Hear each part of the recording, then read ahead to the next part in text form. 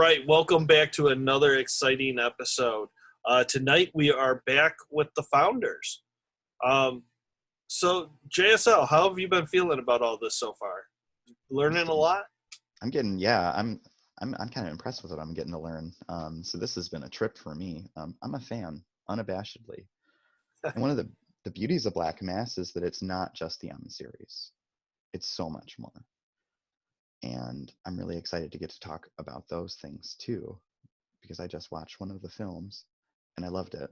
And we'll get to that. But Reyna, how about you tell me about my 90s nightmare? So I've been working on a one-woman show for how many years before that? I can't even remember. Acting class, let's just say at least 5 years, 5, 6, 7 years. I mean, really since I was 10 years old. My dad passed away when I was very young. So yeah, it's interesting when I think about timelines and, that I watched, whatever scary movie, I can kind of benchmark it knowing that he passed away when I was 10 and that like all of that happened beforehand. And then, I had some other real life things happen to me, sexually assaulted. I was raped. So things that are horrific in a different way, I wanted to tell that story and have more of a psychological horror experience instead of what we normally do. So it was very much kind of an interesting switch to writing this as a book and then changing it to be for stage and then changing it to be for immersive theater. Because, I started writing it before even I was in Heretic, started writing little scenes here and there in my acting class and trying to figure out what is the through story, how do I tell this story? And then we started doing Black Mass and I thought, all right, how do we make this an immersive theater show instead of doing it on stage and, actually having people be immersed into my story and be a part of my story. And so I rewrote it a little bit to be several different scenes that up to six people would come on this journey with me. And so I rewrote it, and then I had Paul and Tristan help me stage it, help me move all those guests around. They were kind of like little shadow stage manager. They wore had names. Huh? They were Mr. Odd and Mr. Even. Yeah. Yes. I love that. And it was because the guests were even or odd numbered. So odd was I love that. I was in charge of the odd numbered guests, and he was in charge of the even numbered guests. Yeah, and so a lot of the stuff happened in the '90s, and so that's why I titled it "My '90s Nightmare" and then shortened it to M90N to kind of be more ominous and not have a lot of information come out. And so there was a combination of like psychological horror. Where the guests would come in and I would talk to them about being sexually assaulted. I would show them pictures of my past. I took them into a different scene, into a bedroom where they got to watch me learn that my dad had passed away. I had made the guests be different characters. So some of them might have been, like 5 of them might have been in the room watching me go through the scene. One of them is outside the room reading the real the police report of my dad's death and kind of highlighted, so they got to experience it like for real firsthand, a real document, and then have to come into the room and tell me as my stepdad that my dad had died. So like things like that where I made them be psychologically horrified. We broke it into basically 10 acts, and it was an extremely multimedia show. We had digital projection going on constantly. It actually opened with the guest turning on a television, and once the television was on, the credits rolled, and you were in the movie, so to speak. And usually it was around the middle of Act 2 that they started to realize, oh my God, this is real. And that was the moment we literally had a person break. We've only had 3 safe words called in Black Mass history. One was before the show ever even started. Just psychologically, they just weren't. The build-up was just too much for them. And the other, another was in Hell Date. And then That's my favorite. Yeah, but with this one, it was when the person realized this is real, and I can't take it, and they tapped out. And what was great then is I don't think the other guests ever realized that they were gone until the end of the show. They just thought, oh, somebody's being taken out for some side, information, and Right. the car ride was never there again. But wow. in the 10 act, every act had its own soundtrack and audio visual cues and everything, and it was just I mean it was harrowing in a great way. And by the end of that show, I loved it because it was so different than any immersive show that anybody had ever imagined before. I mean, because it was a real story, and it was how I described it is it was a biography, but it was told with haunt vocabulary. Mm-hmm. It wasn't a haunt, but there were haunt elements there, and it was a biography in haunts. Yeah, and one of the things going into that show, I thought, is this going to be too different? Are people going to be like, whoa, what the hell is this? And then be totally turned off and never want to go to any other one of our shows. That was a real fear I had because it was such a different model than what you would consider immersive theater. I wasn't scared. I wasn't scared. I knew you're that is your show inspired me a lot because you brought a humility that nobody was doing. You know what I mean? I think that's something that's happening now a lot in other shows. I see it in your show, Josh. I really respect it a lot. Oh, thank you. I really love this. There's people who who have this comic book image of themselves being this super badass. I always talk about Adam Sandler. You can just kick everybody's ass in all his movies. But come on, dude, fuck.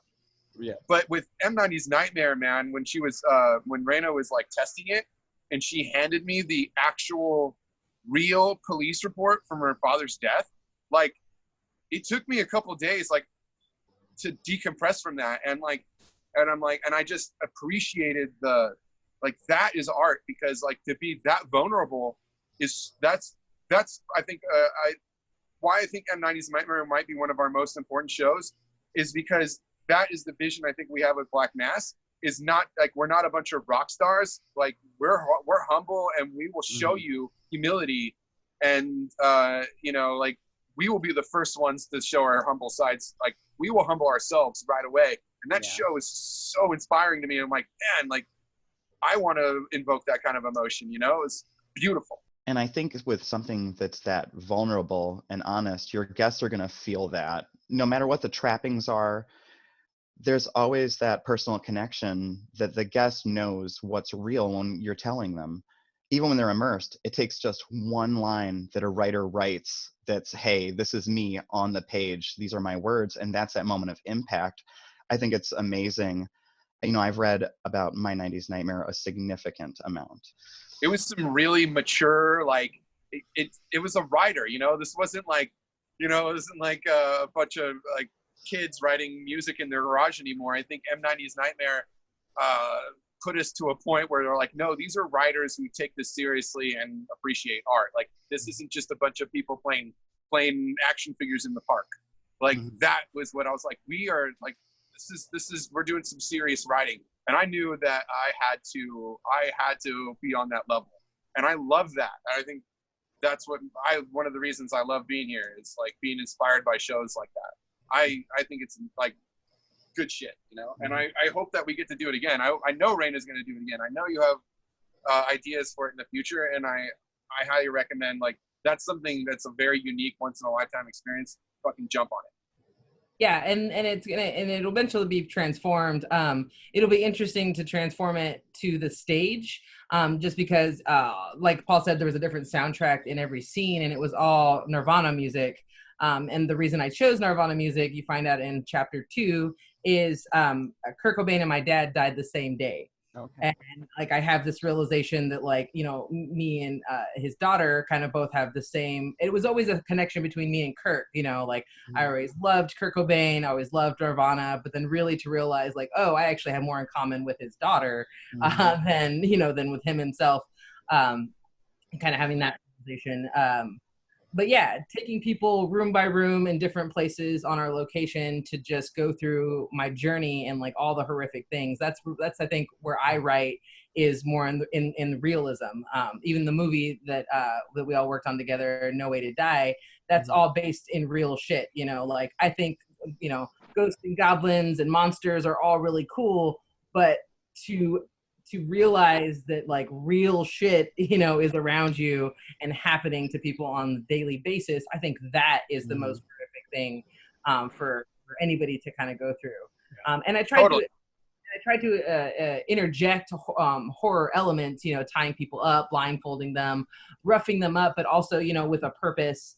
You know, if one of the characters was playing somebody that hurt me, you know, I might take them inside and rough them up.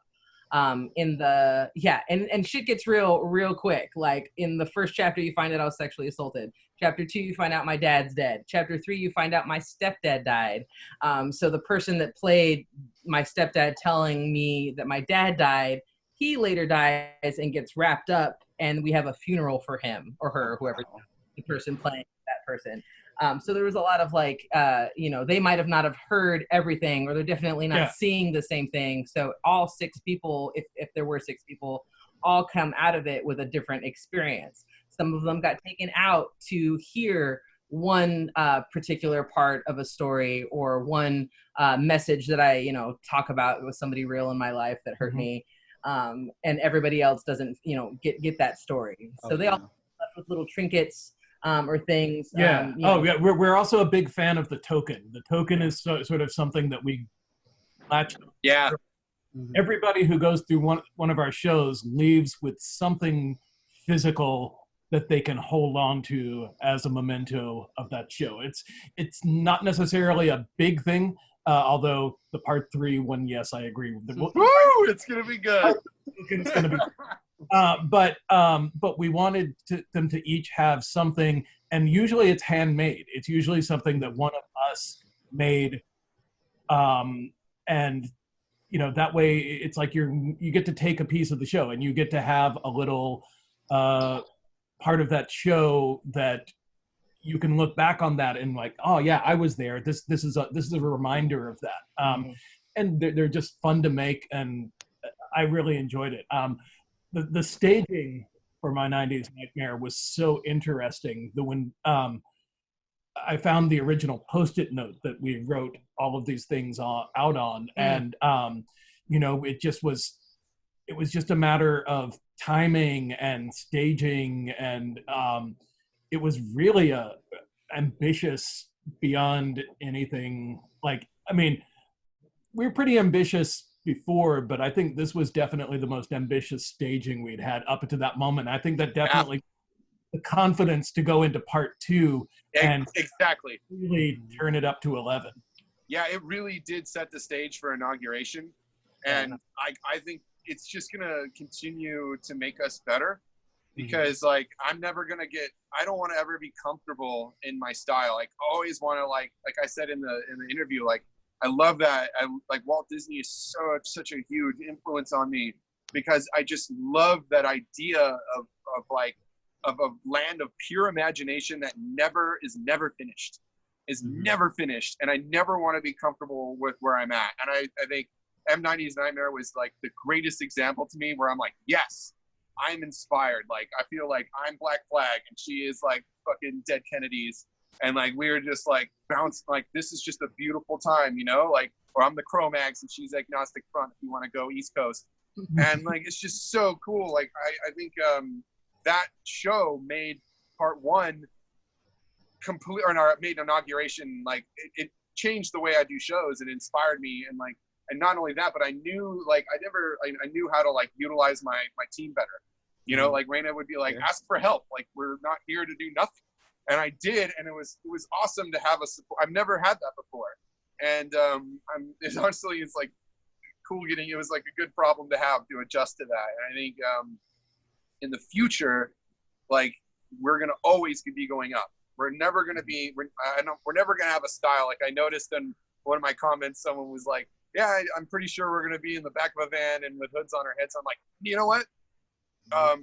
sometimes, but maybe not. And I always want to have that moment where you think that's something like you know what's going on, but then you don't. And I want you to I want people to have fun and have great stories to tell.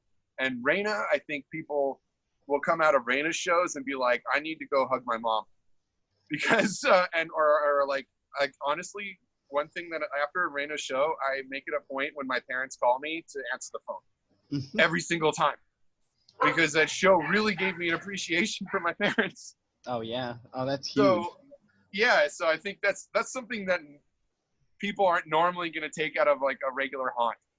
You know, people don't go 340 and be like, holy shit, I need to call my dad.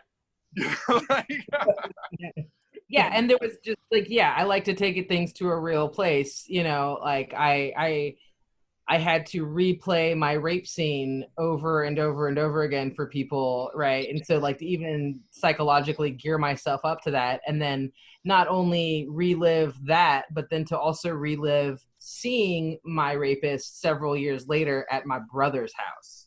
Yeah. And so recreating this party scene where we're there and making one of the guests play that rapist. Yeah. Where they got to look, and that's wow. parts where I kind of come out of myself, and I really did when that happened. You know, a little ghost Reyna came up and just wanted to beat the fucking shit out of that person, and so I kind of made that, you know, in a way therapeutic for me, where I get to confront this person over and over and over again. And I've said this before, you know, that shit's some of the hardest work I've ever done as an actor. You know, I could torment people all day long. You could sit right here and I could torment the shit out of you and, you know, make you ooh and ah and hurt and, you know, bind you up, and that's all fun and I love that. But this is psychological to me, you know. Also. Oh yeah. I had to go through it along with the guest, and so yeah, I don't know if it's part of it that it's therapeutic and necessary, or just part of me that knows that that's gonna fuck somebody else up. Also, that the reason I do it, is that, you know, we got, you know, real and personal with intimacy as well. Those are based off of real people and real stories too. God damn. Apparently, that's where I like to take things to a very real place when I write. Okay, so I think this is a perfect segue to talk about the latest experience that you just ran, and that was Intimacy. This is the COVID restriction show that you put on, and would you mind talking about that at all for us? A lot of our shows, we kind of joke that happen in a car ride. We're just taking a long car ride, driving around. We just start. I know, because I get the text. Yeah. And we had been quarantined for so long, we hadn't done anything, and finally one day we were just out. This was our first long car ride that we had done in ages, and on our way back home I was just like, hey, I think I have an idea for how we can stage a show safely. I've got a name for it, and I mean it literally, conceptually, it all sort of hit me at once, just like with Black Mass. You know, the name, how I saw the name, I saw the title, I saw the how it would be staged. It was all came together, and then talking it out with Reyna, then the characters came in. And although my character was sort of the last to come together, she immediately sort of knew where to go with it. So the vision that I had was that the actor would be encased inside of a glass box. How do we do this safely? And so there would never be any sort of respiratory contact or physical contact between the guest and the actor. And that the entire show, basically, we literally, the pitch was one guest, one actor, 1 hour. Oh. That was that, and how we finally ended up doing it is we switched places each night. One of us would go in the box as an actor. The other person would be the crew / paperwork front of house person. Temperature checker. Temperature checks. You know, wipe everything down, sanitize it. Security guy was a jerk for that show, though. Your dog, yeah. Our dog, Oh, that's our right. dog, our dog took on dual roles too. Also, when he when we picked them up, he we was picked security. him up, he was a security. You know, he had a vest that had security label. After the show was over, we changed the label to be emotional support. Awesome. Yeah, it. I'd been following my friend from high school, Jenny Menes, for a couple weeks before we started talking about the show. And she's a mortician. She's from my hometown. She lives in Arizona, and she was asked by her boss to go to New York and to help with all the dead bodies going on in New York. And she went and almost immediately got sick and had to go to the hospital. And so she was posting pretty regularly about, you know, her time in the hospital and, you know, what she couldn't do, what she was hooked up to, feeding tubes, how nice the nursing staff was to her, how much she missed her daughters. And it was almost like, you know, she journaled basically on Facebook, and I was inspired by her story. And I thought, okay, I'm going to bring this real person to life for other people to see, hear, and talk to. You know, and luckily she got better and she got to go home. She still has a lot of adverse effects, like her lung is still messed up. She's living with one kidney even before she got sick, so she has to go on dialysis. But she's a trooper, you know, like she's such a pleasant person and so positive that I'm like, oh my God, like how is something so horrific happening to this wonderful person with such a, you know, positive demeanor. So I just took her story. I asked her if I could, and she said yes, and was very excited about me doing her story. And so that's where I took my character and kind of, you know, would interact with the person on the other side of the glass. And we were performing naked, by the way. Wow. So not only like it's a literally stripped down show, one actor behind a glass, no clothes, no gags, no blood, no touchy, effects. no effects. Yeah, like, You know, like, like when the Beastie Boys did when they didn't rap for an album and they did a full instrumental album, that's what Intimacy is. Like Intimacy is our full on, like, no dude, like there's no fucking boundaries here. And I love the way that some of the people that went through that show, especially like some of the reviewers, were just blown away. Like here we are taking people that go through haunts most of the time and making them into full on theater people. Like Awesome. full on, like you're now, like, you're into theater now. Like it's interesting. Like it's the same way I went through Blackout and realized I'm a masochist. So it's like, holy shit, I like theater. I should probably get into Shakespeare now. So I love that. Once we established sort of thematically that it would be a plague show, we specifically stayed away from mentioning COVID. We didn't want it to be. We didn't necessarily want it to be dated. We wanted it to be of the time, but not about about COVID. My character came together as once we established the reason the client would be going in because they would be administering last rites to this person who's dying from whatever it was, and also at the end I always knew that they would be executed. They wouldn't be allowed to die a natural death. They would be gassed because that's the path we're on. So it's also a little bit of my anti-fascist show. You know? Yeah, not to mention there were like literal, like when we were testing the show, when I went through the show, the riots were going on. Yeah. And so like every 15 seconds there were like random explosions going on and shit. Yeah. Fireworks. And all of that worked its way into the show. Yeah. Everything was our show. Yeah. So my character then became I turned it around because I'm the son of a minister. I grew up in the Baptist environment, although thankfully my father's was not a fundamentalist, which made a big difference. Yeah. But since I'd spent a lot of time with clergy people, I know a lot of clergies, and I know I went with him on his jobs. Hospital days were hard. So essentially I just thought about what that job was, and I flipped it around that I was also a clergy person, and it turned into me taking care of the person on the other side of the glass, because the other person on the other side of the glass would have to be facing much worse things than what I had faced. Yeah. Oh yeah. And so, like, once we got the narrative arcs sort of played out, it was really easy. But it was also insanely difficult because all you had to tell this show was yourself and whatever relationship you could establish with the person on the other side of that glass. Man, that had been incredible vulnerability both for you guys as actors, and then that's going to transcend to the guests so fast. That's got to be really hard hitting. It was Yeah, tough. it was. It Yeah. was. I'm sitting there going, can I make it through that? Could I make it through that? Like, Yeah, of course I could. I was like, yeah, I could do this several times a night. I got this. And then after the first weekend, I'm like, oh my God, I'm so glad that we're only doing this for a limited Yeah. run.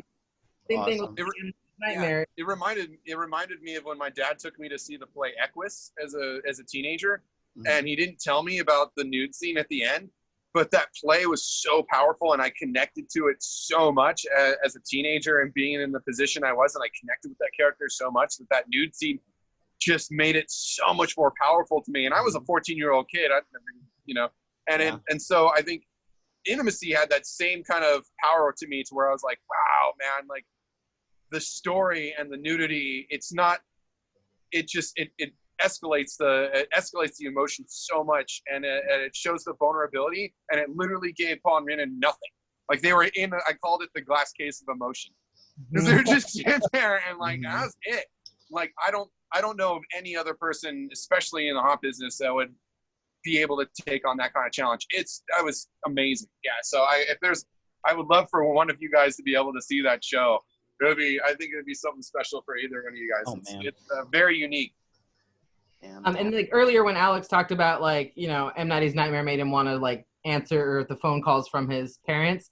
I'll never forget, because in part of the show, I like, I'm just talking to them like, oh, if you could go to any restaurant right now, where would you go? What's your favorite food? Just to kind of chit chat with them and get a relationship with the other person on the side of the glass. And at the very end, before the end, before I die, I go back to that. Like, make sure that you go and eat as much sushi as you want. You eat that vanilla bean ice cream. Alex, and Alex, I remember Alex's reaction of just like, you remembered. said, and Tristan went through it as a beta too, and I remember him, same thing. He's like, man, I went home and I made a chocolate cake and I fed my cats extra that night. I love those emotional sucker punches, both receiving and giving is what I live for. Yeah, right. I think it's in a roller coaster. So like, if you just slap the shit out of someone for 45 minutes, they're just gonna go numb.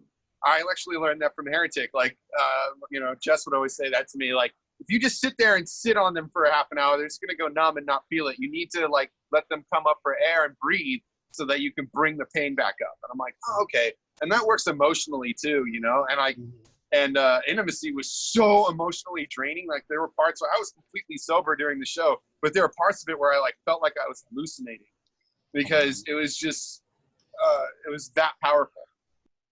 I want to know about future events, what's ahead for Black Mass. So definitely Blindness is in the queue in part 3 for the future, not immediate because those are much bigger. 2021. Yeah, hopefully people buck up and do their thing that they're supposed to do. December of 2021, I'm thinking. But in the meantime, I think that we're just trying to reorganize and see what can we do safely in the immediate future. And so is that putting all of us in that glass box? Is it, having us 4 together since we're already in a social bubble and working with us? We haven't quite figured that out yet, but I will say that there's definitely lots of talks and logistics being planned for the future. We just don't have it set on, and we don't have it. Yeah. We had a future. We had our year planned out. Lots of shows. So they're there. We have all the holiday shows that we haven't finished up yet. Those are all, pretty much, at least ready to go. Black Friday is coming. With the exception of the 4th of July show. The 4th of July show that I had written will never be performed because politically and everything that the America that I was writing about in that show doesn't exist anymore. So that show will never be performed. Oh man. And definitely there's other shows that are going to be altered or expanded or different now that we have more time to work on that. But still have a lot of shows in the queue, and even more so since we're all kind of just sitting around and I'm still keeping my post-COVID dream alive. I'm not giving up on that. And when I say like part 3, and I think blindness for sure is really gonna set my style. Like I want to like set, this is my unique, awesome style. I want to share it with you, and I want like you're gonna be able to tell stories and have experiences from these shows coming up that are gonna be so different than normal everything. I always want to be pushing the envelope, and I don't want you to be asking like, this is like, don't ask yourself what's going to happen to you or what you're going to be doing and what situations you're going to be getting into. Because my whole thing is like I said, like I'm going to be punching you in the face and seeing how you react. Because I love, when you leave a horror movie, everyone's like, I would have done this. And if Jason came after me, I would do Krav Maga and beat his ass and all that stuff. And like Mike Tyson says, everybody's got a plan. So you get hit in the face. And I love that moment. Like when we handed the taser to people in part 2, and we're like, fucking do it. A lot of them looked like dogs that had caught a car for their first time and didn't know what to do. And so that is my vision. That is my mission. Like I want to take you on a freaking adventure. I want to turn you into like one of the usual suspects. I want you to pull the trigger. I want you to put the poison in the soup. I want you to bond with characters and do all this stuff. And yes, a lot of that is going to have to be intimate and in the future. But I'm never going to quit. So the future, like as far as the future of Black Mass, like the heart will always be pumping as long as like we're alive. And I'm never going to stop. I'm going to be 90 years old doing this shit. And like I said, like we don't do it for fame or any of that stuff. I do it because it's a place where people can come together and like want to wake up in the morning. Like this is the reason, like that to me is more valuable than money or any of this shit. The fact that I have actors that message me and going like, man, like I'm so depressed right now, but I wake up in the morning and I have a purpose and I want to wake up and I want to go to Black Mass and I want to be a better person to be better for you. And like, I'm so happy and I love being around you. That's my payment. Like I want people to have a reason to wake up in the morning because life fucking sucks. And if Black Mass is the reason why people are happy, then that's my payment and that's our future. Yeah. And I think another part of our future is getting our cast and crew prepared for that future. And so we started doing even before the pandemic, before the lockdowns and whatnot, we do trainings pretty regularly, performance trainings, improv trainings. And so I will say that we are continuing our training so that our cast and crew can become much stronger. We're students of the game, right? We're not just like we love this stuff, so we're constantly researching, constantly. Like what can we do better? What can we how can we make our and like that comes up like the training. We all have experience before, so why not train people and give them our wisdom and bring it forward so we don't have any of the accidents that we've had in the past. That wisdom I think is going to be a huge part of our success for sure.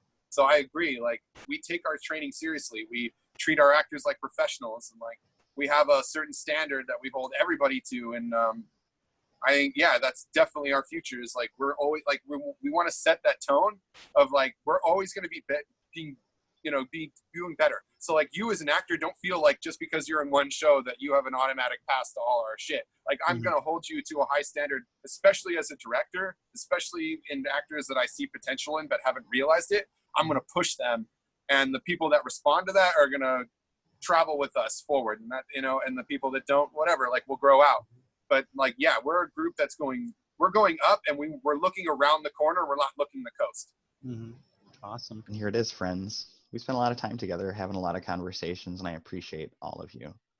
And so it's time for the last question of this docuseries, and I've been waiting to ask it. Paul, Reyna, Alex, Amori, can you guys tell me what Black Mass means to you?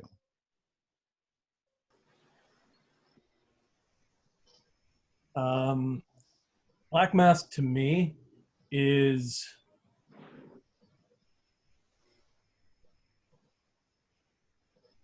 it's like the sandbox that we all get to play in. You know, it's the Alex often compares us to a record label, where you know you've got different bands that might not sound alike. You know, they might not have the same kind or style of music, but it all comes together under this house. I maybe look at it as you know, as sort of like Dimension Films or something like that, you know, where, you know, you could have a movie that's, you know, one genre followed up by a comedy, followed up by, you know, I like the fact that we don't necessarily have the need to stick inside of any genre. So for me, Black Mass is just sort of the universe that we all sort of create, that we all get to play in. Awesome. Reyna? To me, Black Mass, I think, I like what Paul said. But I think, yeah, it's continuing what he said, like the Black Mass is a sandbox. It's a place where we can get together and perform with other like-minded people, where we have the kind of same goals, the same, what do we want to get out of a guest coming through, performance, horror, all of those different elements. And I will take Alex's other metaphor. We're going to steal your metaphors before you get to you. Is that Black Mass is kind of like a food court, right? Where like we have all these different flavors. Maybe sometimes you want spicy. Maybe sometimes you just want to, plain California roll. Sometimes you want a cheeseburger and fries. We have all of that.